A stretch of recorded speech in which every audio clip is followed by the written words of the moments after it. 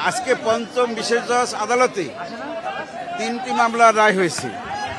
এই তিনটি মামলার একটির মধ্যে প্রধান আসামি ছিলেন সাবেক প্রধানমন্ত্রী শেখ হাসিনা, আরেকটি মামলার প্রধান আসামি ছিলেন সজীব ওয়াজেদ জয়, আরেকটি মামলার প্রধান আসামি ছিলেন শায়মা ওয়াজেদ পুতুল।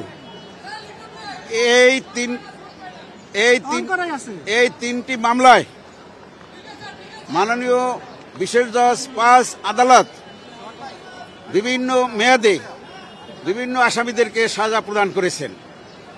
আমি এই তিনটি মামলার যারা কমন আসামি আছে একত্রে সবার আসামি সাজার বিষয়গুলো আপনাদেরকে জানাচ্ছি। যে মামলায় শেখ হাসিনা প্রধান আসামি এবং উনি এই তিনটি মামলাই আসামি হিসাবে আছেন, ওনার সাজা হচ্ছে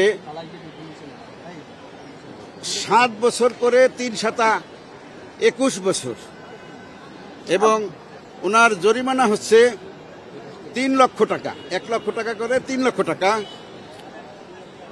অনাদায়ে ১৮ মাস বিনা শ্রম কারাদণ্ড ৬ করে। শায়মা ওয়াজেদ পুতুল যে মামলার প্রধান আসামি তার সাজা হচ্ছে ৫ বছর। উনি একটি মামলারই আসামি, তাই ওনার সাজার মেয়াদ ৫ বছরই।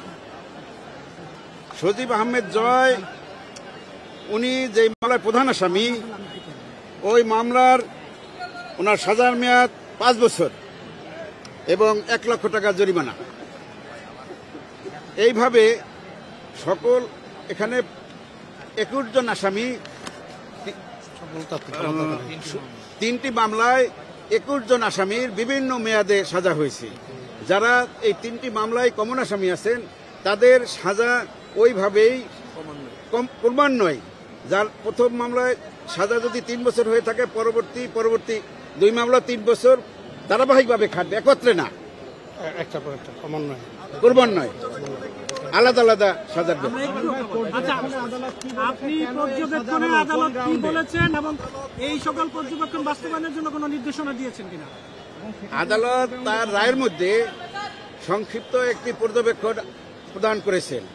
সেই পর্যবেক্ষণে উনি উল্লেখ করেছেন যে একজন দেশের প্রধানমন্ত্রী যে তথ্য গোপন করতে পারে, মিথ্যা হলফনামা দিতে পারে, এটা তার কাছে বিশ্বাসযোগ্য হয় নাই। সে অবাক হয়ে গেছে যে একটা দেশের প্রধানমন্ত্রী কিভাবে, ৪ বারের প্রধানমন্ত্রী, উনি কিভাবে মিথ্যা হলফনামা এবং তথ্য গোপন করে, জনগণের সম্পদ উনি মিথ্যাভাবে নিয়েছেন। রাজুক এবং গণপূর্ত মন্ত্রণালয়ের বিষয়েও কিছু অবজারভেশন দিয়েছে তাদের আইন পরিবর্তনের জন্য এবং তাদের যে এক্সিস্টিং কিছু আইন আছে ওটা পরিবর্তন এবং আরও কিছু নতুন আইন অ্যাডপ্ট করার জন্য কিছু পর্যবেক্ষণ দিয়েছে। কেউ আইনের ঊর্ধ্বে নয় এবং রাজুকের যে প্লট বরাদ্দের বিষয় যে বিধিবিধান তার সাপেক্ষে উন্মুক্ত পদ্ধতিতে ডিজিটাল পদ্ধতির মাধ্যমে এবং সরাসরি প্রকাশ্য মিডিয়ায় আনয়ন করে প্লট বরাদ্দের জন্য এই লটারি সিস্টেমটা করার জন্য একটা পর্যবেক্ষণ দিয়েছেন।